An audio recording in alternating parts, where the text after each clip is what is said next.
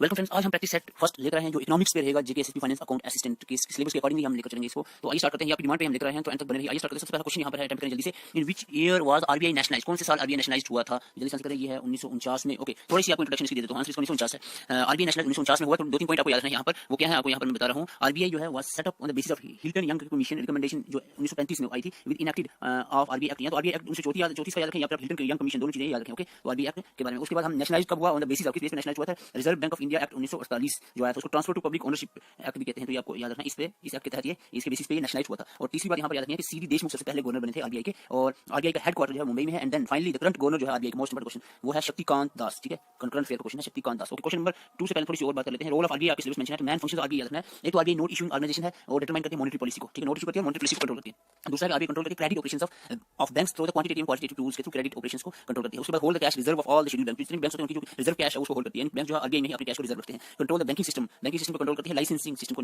Issue करके। Act as a lender of the last resort. ये कुछ पॉइंट्स आपको याद रखने हैं। इसके बाद हम बात करें बैंक रिलेटेड, ये भी आपको याद रखना चाहिए। अगर आपको पता है तो आप स्किप कर सकते हैं। तो ये आपका bank rate, report, reverse report, okay, और सीआरआर कैश रिजर्व रेशियो। तो मैं इन सबको आपको एक लाइन में बताने की कोशिश करता हूं, थोड़ा सा इधर देखें आप। सपोज ये आप है आरबीआई, ठीक है, जल्दी से मैं बता दूंगा आरबीआई सॉरी, और ये है आपका बैंक। ठीक है, बैंक जो पैसा आरबीआई में रिजर्व करता है उसको कहते हैं सीआरआर, कैश रिजर्व रेशियो। तो ये आपके सामने नीचे दिया है। सीआरआर क्या होता है? बैंक जिस रेट पे अपना या जिस रेट पे अपना पैसा जमा करता है आरबीआई में, कुछ पैसा सपोज बैंक के पास 100 रुपया, तो 4 पे जो है बैंक जमा करेगा आरबीआई में, रिजर्व करेगा, और बाकी 96 पे जो वो लोन वगैरह दे देगा। अब बात आती है जो बैंक जो है उस पैसे को 4 पे दिया उस पे जो इंटरेस्ट देगी आरबीआई, इंटरेस्ट देगा किसको? बैंक को। उसको कहते हैं रेपो रेट। रेपो रेट, ठीक है, उसको कहते हैं रेपो रेट। रेपो रेट क्या होता है? जो पैसा बैंक ने जमा कराया था, रिजर्व किया था, उस पे जो इंटरेस्ट मिलेगा आरबीआई से बैंक को, उसको रेपो रेट कहते हैं। रिवर्स रेपो रेट कहता है। रिवर्स रेपो रेट उल्टा होता है। सपोज कभी-कभी क्या होता है कि आरबीआई बैंक को पैसा देता है, ठीक है, और बैंक जो है उस पे जो इंटरेस्ट देगा जिस रेट पे, उसको रिवर्स रेपो रेट कहते हैं। ठीक है, बैंक जो है आरबीआई को इंटरेस्ट देगा, वो जो पैसा लिया था आरबीआई से लोन पे, तो उसको उस इंटरेस्ट को कहते हैं, इंटरेस्ट रेट को कहते हैं रिवर्स रेपो रेट। तो ये कुछ इंपॉर्टेंट टर्म्स है आपको याद रखने हैं। इसके बाद क्वेश्चन 2 पे आते हैं। In which of the following type of market seller can not exercise the policy price? कौन सी ऐसी मार्केट है जिसमें सेलर जो है पॉलिसी प्राइस को डिटरमाइन नहीं कर सकता सेलर? ठीक है, तो वो आपकी है ओलिगोपोली। ठीक है, ओलिगोपोली में सेलर जो है नहीं प्राइस को डिटरमाइन कर सकता। तो आप ये मार्केट को देख सकते हैं। मार्केट में दो तरह के कंपटीशन होते हैं, एक होता है परफेक्ट कंपटीशन, एक होता है इम्परफेक्ट। इम्परफेक्ट, ठीक है,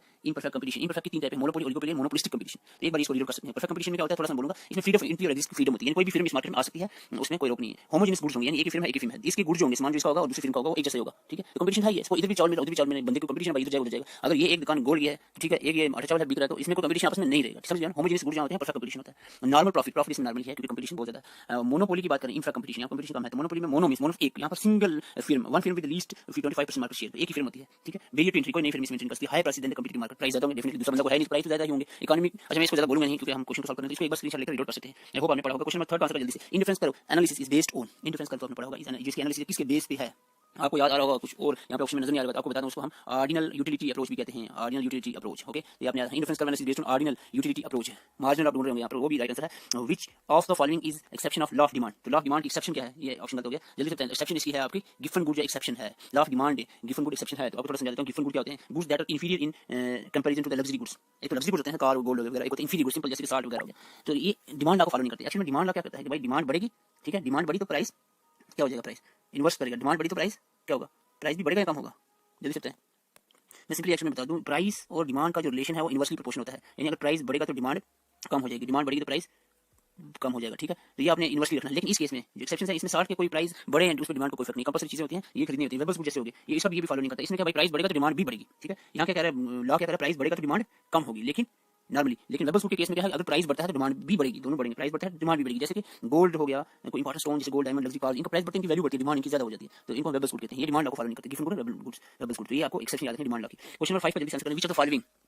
Which of the following statement hold true in case of law of demand? law of demand के लिए कौन सी स्टेटमेंट ट्रू है? अभी मैं law of demand आपको बता रहा था। law of demand में क्या होता है कि positive relation between the price and community demand, demand और प्राइस पॉजिटिव नहीं नेगेटिव होता है। तो इसका आंसर जल्दी से बताएं। This is the right answer. तो जो यहाँ पर क्या बोलते हैं नेगेटिव रिलेशन होता है किसमें? कम्युनिटी डिमांडेड और प्राइस में, यानी price inversely proportional to demanded, demand. तो प्राइस यानी प्राइस बढ़ेगा तो डिमांड कम होगी, ये डिमांड लॉ कह रहा है। ठीक है, लॉ ऑफ डिमांड कह रहा है, तो आपको याद रखना है। एक्सेप्शन को मत देखो, जनरली क्या कह रहा है लॉ ऑफ डिमांड। क्वेश्चन 6 का जल्दी से आंसर कर दें।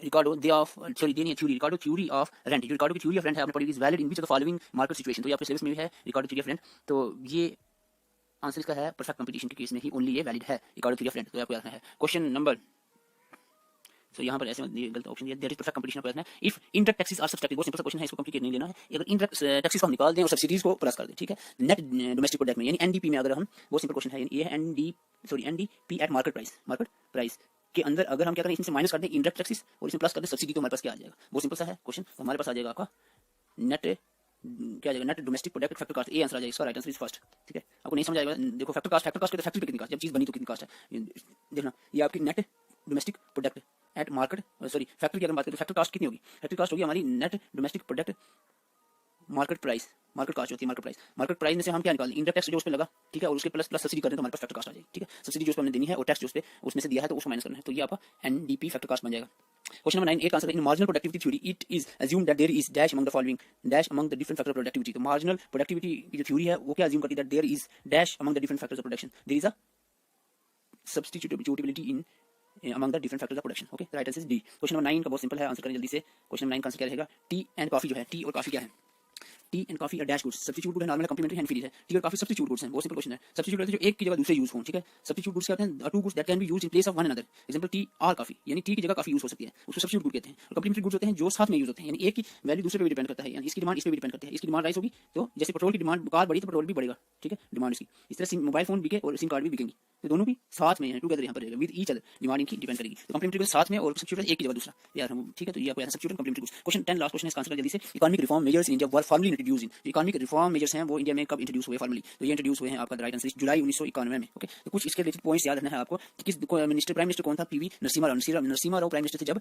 इकोनॉमिक रिफॉर्म जो है आए थे। फाइनेंस मिनिस्टर मनमोहन सिंह जी थे, ये भी आपको याद रखना है। इकोनॉमिक रिफॉर्म प्रोसेस जुलाई 1991 में आए थे, ठीक है। It was termed as liberalization by media, media ने इसको लिबरलाइजेशन का टर्म दिया था। Goal of the reform was to make the economy more market service oriented and expand the role of private and foreign investment, जो है private और foreign investment का role को यहाँ पर एक्सपेंड किया गया था इस रिफॉर्म के तहत। तो आपको याद रखना है, क्या याद रखना है, पीवी नरसिम्हा राव और Manmohan Singh finance minister. PM कौन था, नरसिम्हा राव और मनमोहन सिंह क्या थे, फाइनेंस मिनिस्टर। जुलाई 1991 में आया था, ये आपको याद रखना है, सिलेबस में मेंशन है। So this is all about from today's mock test. तो मैं एक अच्छी चीज बता दूं, अभी 50% हमारे एस्पिरेंट्स ने चैनल को सब्सक्राइब नहीं किया है, तो आपसे रिक्वेस्ट है जल्दी से चैनल को सब्सक्राइब करें ताकि हम और भी मॉक टेस्ट और प्रैक्टिस आपके लिए लेकर आते रहें। Thank you for watching.